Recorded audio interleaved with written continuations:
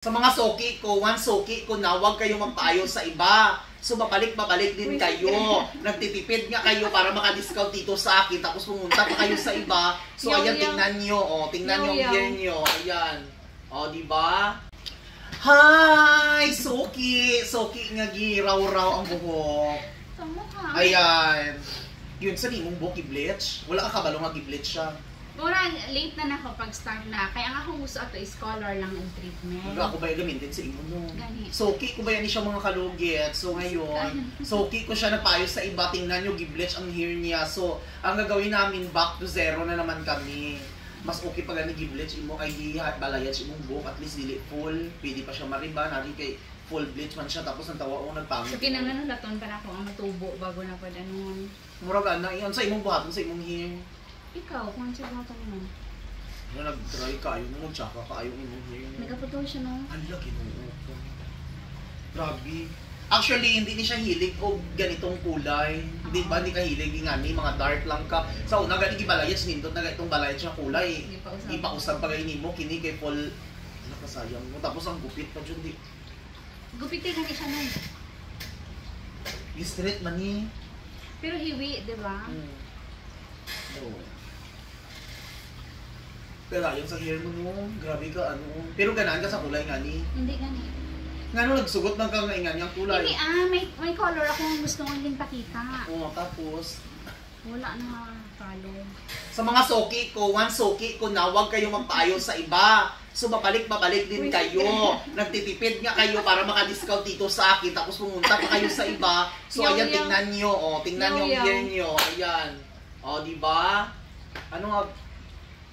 Hindi naman kailangan kung amo hindi naman kailangan anak nga i-bleach ng buhok ana kay kung gusto mo nga na ipa-maintain unta nimo ang muka ay ang ash, muka brown na siya na may kulay ko anak kahapon nindot kayo muka brown man na siya muka.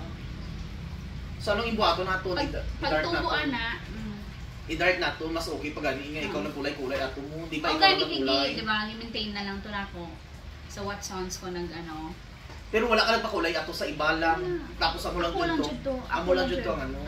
Sayang kayong buhok niyo. So ang buhato na. Yellow, ano good ka mo? Sa uban, I think sa uban mo bagay siya sa ako adili. Actually hindi man bagay gud sa imo kay nga naman nasanay man gud ang tao sa imo dark.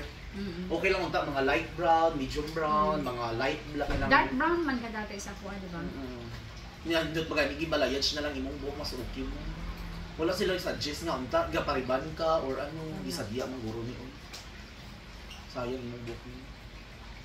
So ulit na. Tapos na Charla. Ang buhato nato ni nato ni Erivan. Erivan. Charla. Imo ni mo bawa ni Erivan ako. I-hair botox ang color ato ang buhato sa imong hair para ano nga kulay mo ha? Ibalik na siya sa dark brown. Dark brown na to dati imong ginagawa. Dark brown siya nato, ibalik nato. Ibalik na siya sa dark brown. So ayun na mga kalugit, mag-ano tayo, mag-repair tayo ng sirang plaka. Okay, so ready ka na? Ayan. Anong pangalan ng salon? Char lang. Mag-printing tayo. Ayan. Ayan o, tingnan nyo, grabe, nag-dry na mo. Hi kuya! Mag-list ka o.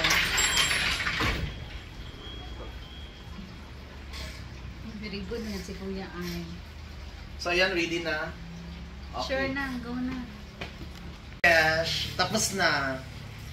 Wala ka ng problema. Ano masasabi mo? Okay na? Okay siya. Nay. Ganan ko sa color. O diba? Kanina yellow. So ngayon, medium brown na tayo. O diba? Paayos ulit sa iba. Paayos iba. Actually, soaking ko itong mga kalugit. Ayan. Ako lang, nandito lang palagi si Mr. Ingron. Magre-retouch. Ayan. 3 days ha? Oo. Ayan. Atong ingon gyapon na ako para mo okay. Okay lang ang cut, ang gupit. Kanina kay straight man gud ang style sa hair mo pang 1990. So ngayon 1993. Ayan. Okay ra? Okay. Oh, thank you.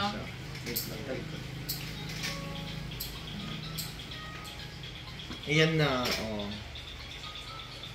Ayan ang mga kalugit. Ganda na. Thank you so much. God bless sa paglakaw. Dahil nanggaling ako sa loob ng pamilya, pag nakita ko ng bata na inabandon ko ng magulang, ang mga bata na nag-iisa, nararamdaman ko. Nakita ko sa kanila yung child ko na gusto ko iparamdam sa kanila na yung pagmamahal na hindi ko naranasan. Simple lang ang pamumuhay ni Jericho na sakto lang ang pumupunta bilang virtual